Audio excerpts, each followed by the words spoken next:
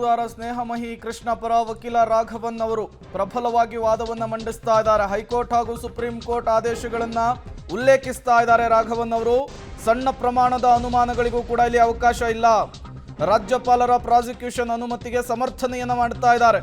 ದೂರುದಾರ ಪರ ಸ್ನೇಹಮಯಿ ಕೃಷ್ಣ ಅವರ ಪರ ವಕೀಲರಾದಂತಹ ರಾಘವನ್ ಅವರು ರಾಜ್ಯಪಾಲರ ಪ್ರಾಸಿಕ್ಯೂಷನ್ ಅನುಮತಿಗೆ ಅವರು ಸಮರ್ಥನೆಯನ್ನು ಮಾಡಿಕೊಳ್ತಾ ಇರುವಂಥದ್ದು. ಸ್ನೇಹಮಯಿ ಕೃಷ್ಣ ಪರ ವಕೀಲ ರಾಘವನ್ ಅವರ ಪ್ರಬಲವಾದ ಮುಂದುವರೆದಿದೆ.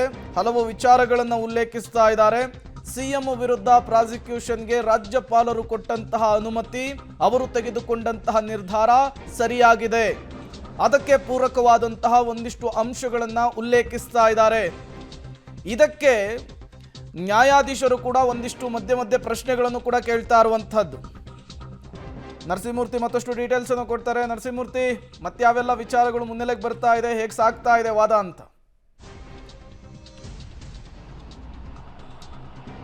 ಪ್ರೇಮ, ಪ್ರಮುಖವಾಗಿ ಇಲ್ಲಿ ರಾಜ್ಯಪಾಲರು ಪ್ರಾಸಿಕ್ಯೂಷನ್ಗೆ ಕೊಟ್ಟಂತಹ ವಿಚಾರ ಸರಿ ಇಲ್ಲ, ಅದು ಕಾನೂನು ಬಾಹಿರ ಅನ್ನೋ ನಿಟ್ಟಿನಲ್ಲಿ ಮುಖ್ಯಮಂತ್ರಿಗಳು ರಿಟ್ ಅರ್ಜಿಯನ್ನು ಸಲ್ಲಿಕೆ ಮಾಡಿಕೊಂಡಿದ್ದಾರೆ. ರಾಜ್ಯಪಾಲರು ತಮ್ಮ ವಿವೇಚನೆಯನ್ನು ಬಳಸಿದ್ದಾರೆ.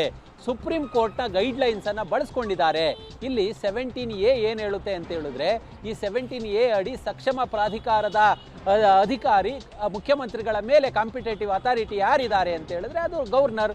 ಹೀಗಾಗಿಯೇ ಇಲ್ಲಿ ಈ ಎಲ್ಲ ಅಂಶಗಳನ್ನು ಪರಿಗಣನೆಗೆ ತೆಗೆದುಕೊಂಡಿದ್ದಾರೆ. ಅವರು ಯಾವ್ಯಾವ ಅಕ್ರಮಗಳು ನಡೆದಿದೆ ಅಂತೇಳಿ ಕೂಲಂಕುಷವಾಗಿ ಪರಿಶೀಲನೆ ನಡೆಸಿದಂತಹ ಬಳಿಕ ಸುಪ್ರೀಂ ಕೋರ್ಟ್ನ ಗೈಡ್ಲೈನ್ಸ್ಗಳನ್ನು ಆಧಾರವಾಗಿಟ್ಕೊಂಡು ಪ್ರಾಸಿಕ್ಯೂಷನ್ಗೆ ಅನುಮತಿಯನ್ನು ಕೊಟ್ಟಿದ್ದಾರೆ. ಹೀಗಾಗಿಯೇ ಇಲ್ಲಿ ಯಾವುದೇ ಈ ಒಂದು ಅರ್ಜಿಯನ್ನು ಸಲ್ಲಿಕೆ ಮಾಡಿದ್ದಾರೆ, ಇದು ಕಾನೂನು ಬಾಹಿರ. ತನಿಖೆ ನಡಿಬೇಕು, ತನಿಖೆಯನ್ನೇ ನಡೆಯದೆ ಇವರು ಆರೋಪಿ ಎಲ್ಲ ಅಂತೇಳಿ ಅಭಿಪ್ರಾಯಕ್ಕೆ ಬರೋದು ಸರಿ ಕಂಡು ಬರೋದಿಲ್ಲ. ಹೀಗಾಗಿ ಇಲ್ಲಿ ತನಿಖೆ ನಡೆಯುವ ಅವಶ್ಯಕತೆ ಇದೆ ಅನ್ನೋ ನಿಟ್ಟಿನಲ್ಲಿ ರಾಘವನ್ ಅವರು ಸುಮಾರು ಇನ್ನೊಂದು 10-15 ನಿಮಿಷಗಳು ಕಳೆದ್ರೆ ಸುಮಾರು 2 ಗಂಟೆಗಳ ಕಾಲ ಸುದೀರ್ಘವಾಗಿ ಹೈಕೋರ್ಟ್ನಲ್ಲಿ ನ್ಯಾಯಮೂರ್ತಿಗಳ ಮುಂದೆ ತಮ್ಮ ವಾದವನ್ನು ಮಂಡನೆ ಮಾಡಿದ್ದಾರೆ. ಇಡೀ ಸಂಪೂರ್ಣವಾಗಿ ಅಂದರೆ ಆರಂಭದಲ್ಲಿ ಅಭಿಷೇಕ್ ಮನು ಸಿಂಘ್ವಿ ಅವರು ಸಿದ್ದರಾಮಯ್ಯ ಪರ ವಾದವನ್ನು ಮಂಡನೆ ಮಾಡಿದಂತಹ ಸಂದರ್ಭದಲ್ಲಿ ಆಗ ಸಾಮಾನ್ಯವಾಗಿ ಒಂದು ಅಭಿಪ್ರಾಯ ಬಂತು. ಅದಾದ ಬಳಿಕ ರಾಜ್ಯಪಾಲರ ರೋಲ್ ಏನು, ರಾಜ್ಯಪಾಲರ ಕರ್ತವ್ಯಗಳೇನು, ಯಾವ ಆಧಾರದಲ್ಲಿ ರಾಜ್ಯಪಾಲರು ಇಲ್ಲಿ ಪ್ರಾಸಿಕ್ಯೂಷನ್ಗೆ ಅನುಮತಿಯನ್ನು ಕೊಟ್ಟಿದ್ದಾರೆ ಅನ್ನೋ ನಿಟ್ಟಿನಲ್ಲಿ ತುಷಾರ್ ಮೆಹ್ತಾ ಅವರು ಕೋರ್ಟ್ನಲ್ಲಿ ವಾದ ಮಂಡನೆ ಕಳೆದ ಶನಿವಾರ ಮಾಡಿದರು.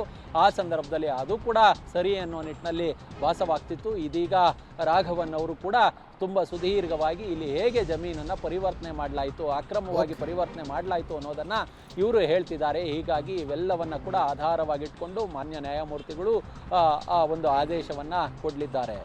ಓಕೆ ನರಸಿಂಹಮೂರ್ತಿ, ಹಾಗೆ ಸಂಪರ್ಕದಲ್ಲಿರಿ, ಮತ್ತಷ್ಟು ಡೀಟೇಲ್ಸ್ ಅನ್ನು ನಿಮ್ಮಿಂದ ಪಡಿತಾ ಹೋಗ್ತೀವಿ. ಕೆಲವೇ ಕ್ಷಣಗಳಲ್ಲಿ ರಾಘವನ್ ಅವರ ವಾದ ಮುಕ್ತಾಯವಾಗುತ್ತೆ. ಮುಂದಿನ ನಡೆ ಏನಾಗಿರುತ್ತೆ ಅನ್ನುವಂತಹ ಕುತೂಹಲ ಸಹಜವಾಗಿಯೇ ನಿರ್ಮಾಣವಾಗ್ತಾ ಇದೆ.